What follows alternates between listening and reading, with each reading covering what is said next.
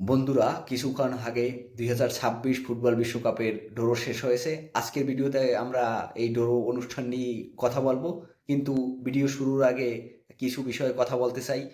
দেখেন, 2022 কাতার বিশ্বকাপ আগে ওয়েস্টার্ন কান্ট্রিগুলা বা ওয়েস্টার্ন মিডিয়া বলেন, পলিটিশিয়ান পিপল, তারা সবাই কিন্তু কাতারকে ব্লেম করার চেষ্টা করছে যে কাতার ফুটবলকে রাজনৈতিকরণ বা রাজনৈতিকভাবে ব্যবহার করছে। তারা কিন্তু এই জিনিসটা ব্লেম করছে বা প্রোটেস্ট করছে। ওয়েস্টার্ন অনেক কান্ট্রি কিন্তু সেই জিনিসটাকে কিন্তু সাপোর্ট করছে, বা তাদের দেশ কাতারের যে ফুটবল খেলার সময় বিভিন্নভাবে প্রতিবাদ করার চেষ্টা করছে বিভিন্ন সিম্বলের মাধ্যমে।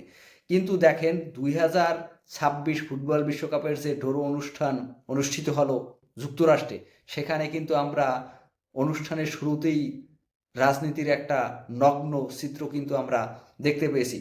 আসলে ওয়েস্টার্ন কান্ট্রিগুলোর এটাই একটা হিপ্রোক্রেসি বা দ্বিচারিতা। এখন আসি যে ড্র অনুষ্ঠান কেমন হলো সেই বিষয়ে কথা বলবো। প্লিজ তার আগে আমাদের চ্যানেলটি লাইক, শেয়ার এবং সাবস্ক্রাইব করে পাশে থাকবেন।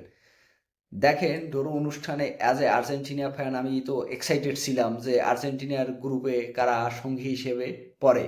আর্জেন্টিনার ড্রয়ে এক পর্যায়ে কিন্তু ক্রোয়েশিয়া এবং অস্ট্রিয়া এর যে কোনো একটা দলকে কিন্তু সঙ্গী হিসেবে পেত, কিন্তু আমাদের যে লাক ভালো যে ক্রোয়েশিয়াকে আমরা স্কিপ করতে পেরেছি এবং অস্ট্রিয়া আমাদের আসলে গ্রুপে এসেছে। ক্রোয়েশিয়া অপরদিকে ইংল্যান্ডের সাথে কিন্তু তারা গ্রুপ সঙ্গী হয়েছে। তো ক্রোয়েশিয়া অবশ্যই একটা শক্ত প্রতিপক্ষ। গেল বিশ্বকাপ আমাদের সেমিফাইনালে ক্রোয়েশিয়ার সাথে দেখা হয়েছে, যদিও আমরা সেমিফাইনালে তাদের বিপক্ষে ডমিনেট পারফরমেন্সের মাধ্যমেই জিতেছি। তারপরও ক্রোয়েশিয়া অবশ্যই শক্ত প্রতিপক্ষ, তাকে কিন্তু আমরা গ্রুপ পর্বে এড়িয়ে যেতে পেরেছি। অপরদিকে আমাদের যে অন্য প্রতিপক্ষগুলো হলো আলজেরিয়া এবং জর্ডান, তুলনামূলক কিন্তু আমরা মোটামুটি এটা ডিসেন্ট আসলে প্রতিপক্ষ পেয়েছি, যারা আসলে খুব বেশি শক্তিশালী বলবো বা খুব বেশি যে দুর্বল সেটাও বলবো না, কারণ বিশ্বকাপ খেলতে আসা প্রত্যেকটা দলই কিন্তু পরীক্ষা বা প্রমাণ করেই এখানে এসেছে, তাই তাদেরও ক্যাপাবিলিটি আছে। 2022 বিশ্বকাপে সৌদি আরবের কথা আপনারা নিশ্চয়ই মনে আছে যে তারা কিন্তু আর্জেন্টিনাকে হারিয়ে দিয়েছিল। এখন আসি যে আমাদের প্রতিপক্ষ ব্রাজিলের দিকে, বা চিরপ্রতিদ্বন্দ্বীর কথা বলি ব্রাজিলের। তাদের ক্ষেত্রে কিন্তু তারা একটা শক্ত প্রতিপক্ষ, কিন্তু তারা মরক্কোকে পেয়েছে, যারা লাস্ট বিশ্বকাপে কিন্তু সেমিফাইনাল খেলেছে। তো মরক্কো কিন্তু আসলে সহজ প্রতিপক্ষ না, এবং তারা ইউরোপ থেকেও একটা দল পেয়েছে যেখানে স্কটল্যান্ডই মোটামুটি ভালো টিম। আহ, তারপরও ব্রাজিলের আমি মনে করি এখান থেকে আসলে রাউন্ড অফ 32, এখন 16 নাই, রাউন্ড অফ 32-তে তারা কিন্তু গ্রুপ চ্যাম্পিয়ন হয়ে যাওয়া তাদের পক্ষে সম্ভব। তারা যে বিশ্বমানের দল, বা তাদের যে বিশ্বকাপে যে তাদের যে অর্জন, কিন্তু অনেক গ্রুপ কিন্তু আসলে সহজ প্রতিপক্ষ পেয়েছে। জার্মানিও কিন্তু খুব সহজ প্রতিপক্ষ পেয়েছে। স্পেনের গ্রুপে কিন্তু আমরা উরুগুয়েকে দেখতে পেয়েছি, এবং ফ্রান্সের গ্রুপে আমরা নরওয়েকে দেখতে পেয়েছি। নরওয়ে রাইজিং স্টার দিয়ে কিন্তু আসলে বড়, যেখানে ওডেগার্ড, তারপর আর্লিং হল্যান্ড এরা কিন্তু খেলে। নরওয়েও ভালো প্রতিপক্ষ। পর্তুগালের ক্ষেত্রেও মনে হয় কলম্বিয়া পর্তুগালের গ্রুপে আছে, আমি শিওর না, আমার যতটুকু মনে পড়ে পর্তুগালের গ্রুপে কলম্বিয়া। মোটামুটি আসলে তারাও আসলে ভালো একটা গ্রুপে পড়েছে। মোট কথা বলতে গেলে যে এবারের বিশ্বকাপে 48টা দল থাকায় যে গ্রুপ পর্বে খুব বেশি যে গ্রুপ অফ ডেথের আর সৃষ্টি হয়েছে সেরকমের না।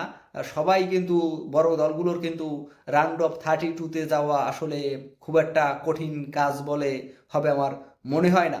কিন্তু তারপরও আর্জেন্টিনার জন্য একটা চিন্তার বিষয় যে গ্রুপ পর্বে মোটামুটি সহজ প্রতিপক্ষই বলতে পারি আমরা পেয়েছি, কিন্তু রাউন্ড অফ 32-তে গিয়ে হয়তো আমাদের কঠিন প্রতিপক্ষের মোকাবিলাও করতে হতে পারে, যেটা এখনও আসলে শিওর না।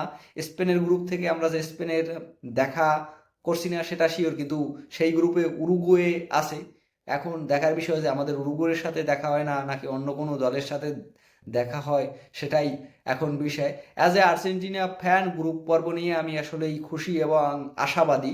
তারপর দেখা যাক পরবর্তীতে কি হয়, কারণ বিশ্বকাপ খুবই এক্সাইটিং একটা জিনিস। এখানে যারাই আসে তারাই আসলে নিজেদের জাত বা নিজেদের ভালো ফুটবলের মাধ্যমেই কিন্তু এখানে আসতে পেরেছে। তাই সারপ্রাইজিং কোনো কিছু বা খারাপ কোনো কিছু যে হবে না এর কোনো কিন্তু গ্যারান্টি নাই। বন্ধুরা, আপনারা কি মনে করেন যে 2026 বিশ্বকাপের এই যে ড্র অনুষ্ঠিত হলে সবচাইতে সহজ প্রতিপক্ষ কোন গ্রুপে বা সবচাইতে কঠিন কোন গ্রুপ হয়েছে? প্লিজ আমাদের জানাতে পারেন। এবং ব্রাজিল আর্জেন্টিনা এই যে দুইটা দল, এর ভিতরে যে ব্রাজিলকে মনে হচ্ছে একটু কঠিন প্রতিপক্ষ তারা পেয়েছে, এই বিষয়ে আপনার মতামত কি? ব্রাজিল কি এখান থেকে গ্রুপ চ্যাম্পিয়ন হয়ে রাউন্ড অফ 32-তে যেতে পারবে কিনা, বা আর্জেন্টিনার সামনে রাউন্ড অফ 32-তে কোন ধরনের চ্যালেঞ্জ অপেক্ষা করতে পারে, সেই বিষয়ে প্লিজ আমাদের জানাতে পারেন। কারণ আপনি যখন গ্রুপ পর্বে মোটামুটি সহজ প্রতিপক্ষর বিপক্ষে খেলবেন, আপনার প্রস্তুতি কিন্তু আসলে ভালো নাও হতে পারে। সেই হিসেবে কিন্তু আপনাকে রাউন্ড অফ 32-তে চ্যালেঞ্জ ফেস করতে হতে পারে।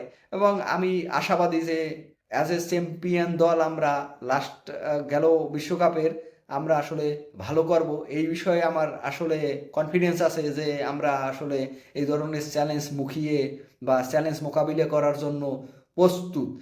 বন্ধুরা, আপনাদের এই যে বিশ্বকাপের ড্র অনুষ্ঠান কেমন লেগেছে জানাতে পারেন, এবং বিশ্বকাপের জন্য আপনারা কতটা এক্সাইটেড সে বিষয়েও কমেন্ট করতে পারেন।